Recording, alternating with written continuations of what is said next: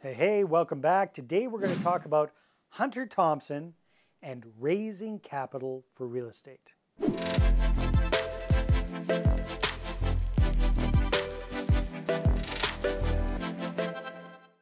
So on today's video, we're going to talk about Hunter Thompson and his book, Raising Capital for Real Estate.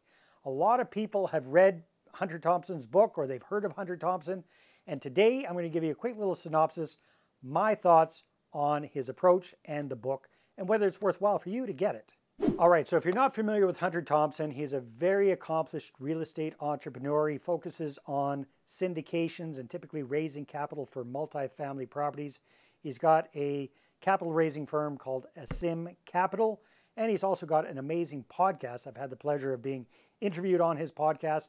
I've had Hunter on mine as well, and he's a very sharp guy. So he wrote a book a few years ago called Raising Capital for Real Estate. And this is a really interesting guide for getting started or scaling up your capital raising endeavors. So today we're going to talk about a little brief overview of what he's talking about in the book and whether this makes sense for you.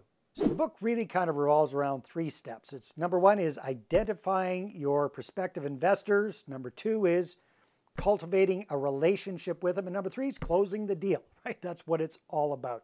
So he really goes in depth on each one of those steps and how to make them work for you in your particular situation, whether you're doing syndications or joint ventures. So one of the things I really like about the book is it really gives a good outline of the entire process, not just finding investors, starting the relationship, but also communicating with people and how to structure your deals, different suggestions on how best to structure your deals depending on what you're looking to accomplish, how to manage expectations, how to make sure that everybody's on board and on the same page.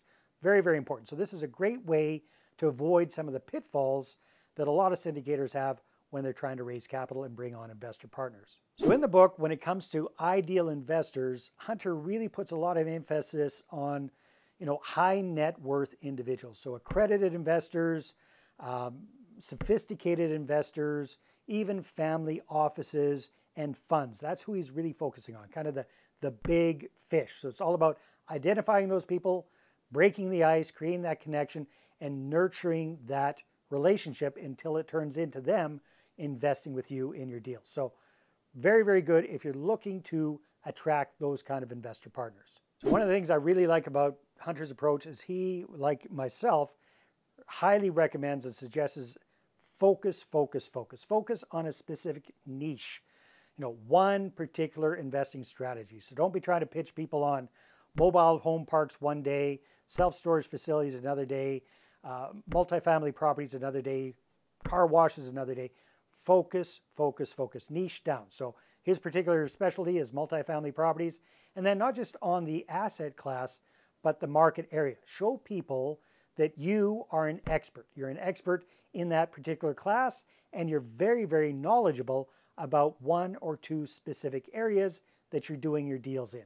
People, especially high net worth folks, really prefer to invest with specialists versus generalists. So he talks all about that. He also talks about the importance of having a very clear and very effective and easy to understand pitch deck presentation that you can show people to get them engaged and enrolled in your deals. So that's high on his priority list. There is making sure that you communicate effectively the big benefits of your deal to your prospective investors. Now, getting the investors on board is just the first part of the whole process. That's the biggest part. But once you've got them on board, Hunter really emphasizes the importance of clear and consistent communication with your investor partners.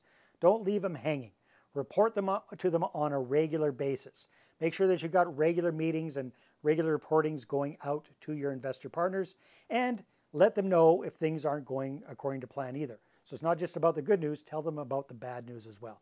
And then make sure that you've got very effective systems in place for managing your investor partners. So again, Hunter's more on the syndication side of things, typically working with a lot of investors to do a particular deal. So having things set up properly in CRM systems and that sort of thing is very, very important in order to make sure that the right people are getting the right information in the right time frame, especially when it comes to getting people paid as well. So bottom line, yes, I highly recommend Hunter's book, Raising Capital for Real Estate. especially if you're a syndicator. If you're buying multifamily properties, if you're syndicating deals, this is a very, very good outline. Where it's a little bit weak is when it comes to mom and pop real estate investors just getting started. I mean, quite frankly, if you don't have much of a track record to show people, why on earth would an accredited investor or sophisticated investor really want to do a deal with you? There's so much competition for this particular category of prospective investors. So if you're what I call an everyday person investing in real estate and you're looking to start raising capital kind of from the get-go, you're just getting started with that, then I would recommend a different resource. This is a little bit self-serving, but this is my book, but the price is right. It's free. It's called the Money Partner Formula, and this is a great way for you to access your ideal investors, have a lot less competition, and quickly raise 6 figures in a matter of weeks, and even 7 figures in a matter of months. You can get a copy at investorattractionbook.com or click on the link in the description below.